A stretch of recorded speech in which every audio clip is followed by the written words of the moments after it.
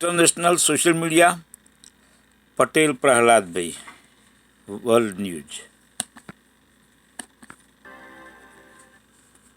नमस्कार। World news में आज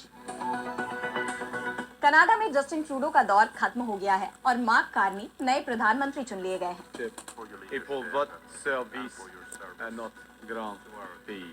हिंदुस्तान विरोधी रुख अपनाने के बाद से देश में जस्टिन ट्रूडो की लोकप्रियता घट गई थी और आखिरकार उन्हें पीएम पद से इस्तीफा देना पड़ा, जिसके बाद मार्क कार्नी ने कनाडा के लिबरल पार्टी के नेता के रूप में जस्टिन ट्रूडो की जगह लेने की दौड़ जीत ली है।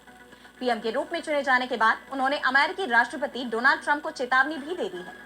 तो कनाडा की सत्ता में बदलाव के साथ ही ट्रंप को मिली चेतावनी, इस पर हम करेंगे विस्तार से चर्चा। लेकिन आइए जरा उन खबरों को भी देख लें जिन पर आगे होगी बात। रमजान के बीच गजा में ब्लैकआउट, इजराइल ने रोकी बिजली सप्लाई, बंधकों की रिहाई और हमास को गजा से बाहर निकालने पर अड़ा इजराइल।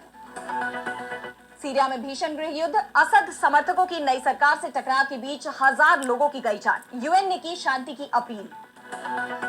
म्यांमार के कई गांवों में सेना की बमबारी, 200 घर जलकर राख, चीन के आर्थिक गढ़ को बचाने की कोशिश में जुंटा प्रशासन। और चलते चलते में देखेंगे हथियारों के आयात में किस देश ने हिंदुस्तान को छोड़ा पीछे, सिपरी की रिपोर्ट आई सामने। तो एक लंबे इंतजार के बाद अब कनाडा की सियासत में बड़ा बदलाव होने जा रहा है। जस्टिन ट्रूडो के बाद मार्क कार्नी के हाथ में कनाडा की सत्ता सौंपने की तैयारी हो गई है। कनाडा की सत्ताधारी लिबरल पार्टी ने मार्क कार्नी को कनाडा का अगला नेता और प्रधानमंत्री घोषित किया है।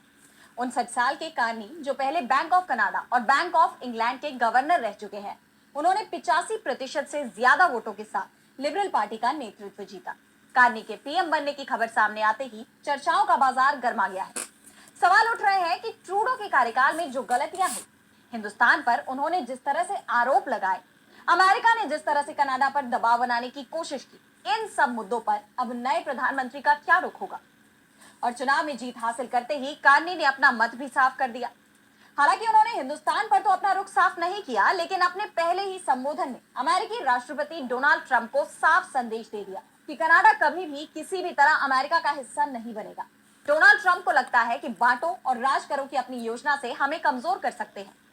ये काले दिन ऐसे देश ने लाए हैं जिस पर हम अब भरोसा नहीं कर सकते। मार्क कार्नी ने कहा कि अमेरिका कनाडा के लोगों के संसाधन, जल, जमीन और देश पर कब्जा करना चाहता है और अगर वे सफल हो गए तो वे हमारी जीवन शैली को बर्बाद कर देंगे। इसके साथ ही ट्रंप की तरफ से लगाए गए टैरिफ पर भी उन्होंने कहा कि कनाडा तब तक पलटवार करेगा जब तक अमेरिका मुक्त और निष्पक्ष व्यापार का वादा नहीं करता। कार्नी ने आगे कहा कि कोई है जो हमारी अर्थव्यवस्था को कमजोर करने की कोशिश कर रहा है। जैसा कि हम जानते हैं कि डोनाल्ड ट्रंप ने हमारे बनाए गए उत्पादों और हमारे जीवन यापन के साधनों पर अनुचित शुल्क लगा दिए हैं। वो कनाडाई परिवारों, श्रमिकों और व्यवसायों पर हमला कर रहे हैं, लेकिन हम उन्हें सफल नहीं होने दे सकते। नवनिर्वाचित पीएम ने जोर देकर कहा कि कनाडा को कमजोर ना समझा जाए, कनाडाई मजबूत है। उन्होंने अमेरिका को एक ऐसा देश बताया जिस पर अब भरोसा नहीं किया जा सकता। आपको बता दें कि भले ही कार्नी को ज्यादा राजनीतिक अनुभव नहीं है, लेकिन उन्होंने ही अमेरिका के खिलाफ डॉलर के बदले डॉलर का नारा भी दिया था। साफ है, कार्नी के राज में अमेरिका और कनाडा के संबंधों में काफी तनाव देखने को मिल सकता है। और अब बढ़ते हैं अगली खबर की तरफ, जहां हम बात करेंगे गजा की। तो गजा अंधकार में डूब गया है। एक तरफ मलबों में गजा निवासी रमजान मना रहे हैं और अब वो अंधेरे में रहने पर भी मजबूर हो गए हैं, क्योंकि इजराइल ने गजा की बिजली सप्लाई पर रोक लगा दी है, जिससे पानी की आपूर्ति भी बाधित हो गई है। हमास ने इजराइल के इस कदम की कड़ी निंदा की। उन्होंने इसे इजराइल की स्टार्वेशन पॉलिसी बताया है। दरअसल गजा और इजराइल के बीच पहला युद्ध विराम खत्म हो गया है और ऐसे में बचे हुए बंधकों की रिहाई को लेकर, युद्ध विराम के दूसरे चरण को लेकर दोनों ही देशों में सहमति नहीं बन पा रही है। और जिस तरह से अरब देशों ने, यूरोप ने एकजुट रूप से गजा को अपना समर्थन दिया है, उसके बाद इजराइल की बौखलाहट भी साफ दिखाई दे रही है। और ऐसे में अब इजराइल ने यह बड़ा कदम उठाया है।